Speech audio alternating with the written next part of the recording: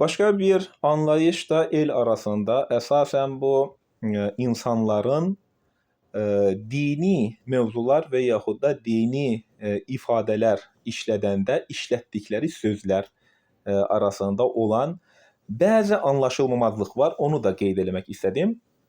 Qurani Kərimdə Rəsul və Nəbi sözü keçər. Peyğəmbər sözü keçməz. Peyğəmbər fars sözüdür. Ancaq Qurani Kərimdə keçən Rəsul sözüdür, elçi. Bir də Nəbi. Nəbi də o da elçi, həm də Rəsul. O da elçi kimi keçir. Ancaq Qurani Kərimdə Rəsul sözü bizim bildiyimiz kəlime-i şəhadətdə deyilən əşhədə lə ilə illallah və əşhədə ənə Muhammedən Rəsulullah sözü hər zaman Qur'an-ı Kərim kitabı bildirilmişdir. Hər zaman Qur'an-ı Kərim əşhədə lə ilə illallah və əşhədə ənə Muhammedən Rəsulullah deyəndə biz şəhadət edirik Allahdan başqa ilah yoxdur və Muhammed onun elçisidir, rəsuludur. Rəsul bu Qur'andır. Bu Qur'anın hükmüdür. Hər rəsul nəbidir, hər nəbi rəsul deyildir. Hər rəsul deyiləndə Qur'an-ı Kərimdə 25 dənə peyğəmbərin adı keçir, ondan əvvəldə olan peyğəmbərlər də var. Ancaq kitab verilən peyğəmbərlər də var, kitab verilməyən peyğəmbərlər də var. Vəhiy alan qadın da var, Məryəm anamız Allahdan vəhiy alıb. Ancaq bizim anlayacaq vacib olan məsələ biz kəlime-i şəhadət gətirəndə Nəbiyullah demirik, Rəsulullah deyirik və bu Qur'anı biz nəzərə alaraq biz şəhadətlik eləyirik. Qur'an-ı Kərimdə Allah Taala bizə bildirir ki, bu Rəsulun dalınca gedin. Bu Rəsul deyiləndə əgər Allah Taala peyğəmbəri nəzərdə tutsaydı, bugün peyğəmbər yoxdur. Bu hansı rəsulun dalınca gedəsiyik? Rəsul deyəndə bizim anlayacağımız vacib olan məsələ rəsul bugün yaşayan əlimizdəki Qur'an-ı Kərimdir. Bu rəsulun dalınca gedin. Bu rəsula tabe olun. Allah Taala peyğəmbəri seçir, o elçidir, nəbidir. Həm də rəsuldur. Rəsul o zaman olur ki, Allah ona Cəbraillə vəhiy göndərən zaman siz bu rəsula tabe olun. Bu rəsul vəhiy aldığı zaman sadəcə bu rəsula tabe olun. Vəhiy aldığı müddətcə bu Muhammedə, peyğəmbərə tabe olun. Nəbiyə tabe olun demir. Rəsula tabe olun deyir.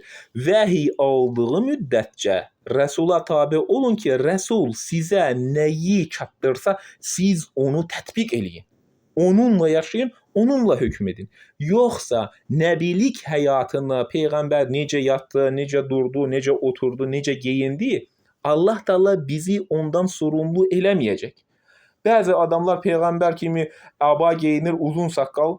O dövrdə əba geyəcək. O dövrdə bugünkü şəraitlər olsaydı, Peyğəmbər qalstok taxasıydı. Və yaxud da Mercedes-lə gəzəsiydi. Və yaxud da BMW sürəsiydi. O dövrdə ona məqsədə uyğun şəkildə, o dövrdə keçərli vəziyyətdə paltarlar da, dəvələr də və yük daşıyan dəvələr və digər atlar, digər bəzək, bərbəzək orada qızıl vardı. O dövrlə bu dövrü biz sıravnit eləyə bilmərik, qiyaslaya bilmərik. Bu indiki dövrdə biz yaşayırıq, əlimizdə telefon var, smartfon var, bir çox texnologiya inkişaf olunub. Bunun üçün biz bugünkü dövrdə bilgi, informasiya, məlumatlar çoxalıb. Bunun üçün biz hər zaman araşdırıb, oxuyub öyrənməliyik. Bunun üçün bizim bugün bilməyimiz vacib olan məsələdən biri Allah Taala bizdən istəyir ki, siz bu rəsula tabe olun. Vəhiy aldığı müddətcə o vaxtı tabe olun. İndiki yaşayan rəsul bu Qur'ana tabe olun. Bu Qur'anı insanlara çatdırın, bəyan edin. Rəsul deyəndə Qur'an-ı Kərimdə hər zaman məqsədə uyğun şəkildə bildirilən Qur'an-ı Kərim kitabıdır. Nəbi demir orada, peyğəmbərə tabe ol demir. Nəbiyə tabe ol demir. Hər zaman rəsul deyir.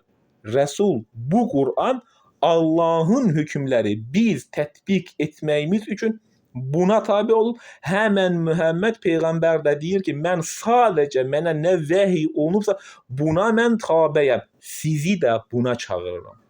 Bunun üçün Nəbi və Rasul terminləri biz qarışdırmayaq. Biz bugün şəhadət eləyirik. La ilahe illallah bu Adəm əleyhissalamdan sonra bu günə qədərdir. La ilahe illallah Muhammeden Resulullah. La ilahe illallah İsa Resulullah. La ilahe illallah Adam, Yahya, İdris, Üzeyir, Resulullah. Hamısı Resulullahdır. Kur'an-ı Kerimdə adı keçən 25 peyğəmbər hamısı Resuldur. Hamısına kitab nazil olub. Bu Kur'an. Bu Kur'ana da biz tabi olmalıyıq.